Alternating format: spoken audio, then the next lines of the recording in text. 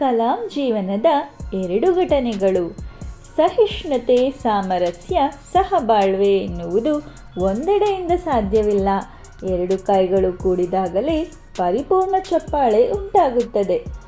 ಭಾರತದ ಕಂಡ ಅತ್ಯದ್ಭುತ ಶ್ರೇಷ್ಠ ವ್ಯಕ್ತಿಯುಳ್ಳ ಸರಳ ಜೀವನ ನಡೆಸಿದ ಮಾಜಿ ರಾಷ್ಟ್ರಪತಿ APJ ಅಬ್ದುಲ್ ಕಲಾಂ ಅವರ ಬಾಲ್ಯ ಜೀವನದಲ್ಲಿ ನಡೆದ 2 ಘಟನೆಗಳು ಈ ರೀತಿಯಾಗಿವೆ. 1. ತಮಿಳುನಾಡಿನ ರಾಮೇಶ್ವರಂ ಪ್ರಾಥಮಿಕ ಶಾಲೆಯಲ್ಲಿ ಅಬ್ದುಲ್ ಕಲಾಂ 5ನೇ ತರಗತಿಯಲ್ಲಿ ಓದುತ್ತಿದ್ದಾಗ ಆ ಶಾಲೆಗೆ ಹೊಸದಾಗಿ ಬಂದ ಅಧ್ಯಾಪಕರು ಮುಸ್ಲಿಂ ಟೋಪಿ ಧರಿಸಿದ್ದ ಕಲಾಂ ಮುಂದಿನ ಸಾಲಿನಲ್ಲಿ ಜನಿವಾರ ಹಾಕಿಕೊಂಡು ಕುಳಿತಿದ್ದ ರಾಮನಾಥ ಶಾಸ್ತ್ರಿಯ ಪಕ್ಕದಲ್ಲಿಯೇ ಕುಳಿತಿದ್ದನ್ನು ಕಂಡು ಸಹಿಸದೆ ಕೂಡಲೇ ಕಲಾಂನನ್ನು ಹಿಂದಿನ ಸಾಲಿನಲ್ಲಿ ಕೂರಿಸಿದ್ದರಂತೆ. ಇದರಿಂದಾಗಿ ಇಬ್ಬರಿಗೂ ದುಃಖ ಉಂಟಾಗಿ ಶಾಸ್ತ್ರಿ ಬಿಕ್ಕಿ ಬಿಕ್ಕಿ ಹತ್ತಿದ್ದನಂತೆ.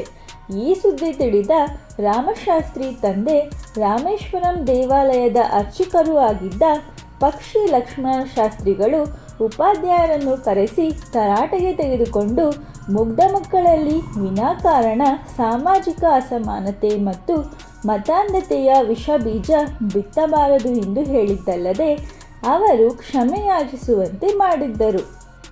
ಅರ್ಚಕರು ಕಲಾಂ ತಂದೆ ಜೈನುಲಬ್ದೀನ್ ಅವರ ಸ್ನೇಹಿತರಾಗಿದ್ದರು.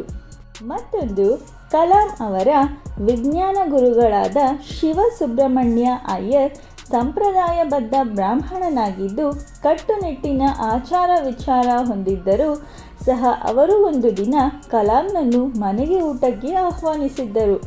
ಮುಸ್ಲಿಂ ಹುಡುಗನನ್ನು ಮಡಿವಂತಿಕೆಯ ಭೋಜನಕ್ಕೆ ಕರೆದದ್ದು ನೋಡಿ ಅವರ ಹೆಂಡತಿ ಊಟ ನೀಡಲು ನಿರಾಕರಿಸಿದರು.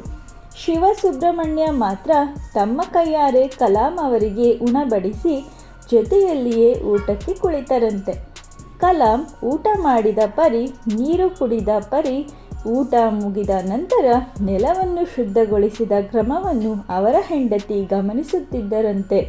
ಹೊರಡುವ ಮುನ್ನ ಶಿವಸುಬ್ರಹ್ಮಣ್ಯ ಮುಂದಿನ ವಾರ ಊಟಕ್ಕೆ ಮತ್ತೊಮ್ಮೆ ಬಾ ಎಂದು ಕರೆದಿದ್ದರಿಂದ ಪುನಃ ಊಟಕ್ಕೆಂದು ಮನೆಗೆ ಬಂದ ಕಲಾಂರನ್ನು ಶಿವಸುಬ್ರಹ್ಮಣ್ಯ ಅವರ ಹೆಂಡತಿಯೇ ಅಡುಗೆ ಮಾಡಿ ಕರೆದೊಯ್ದು ಕೈಯಾರೆ ಉಣಬಡಿಸಿದರಂತೆ.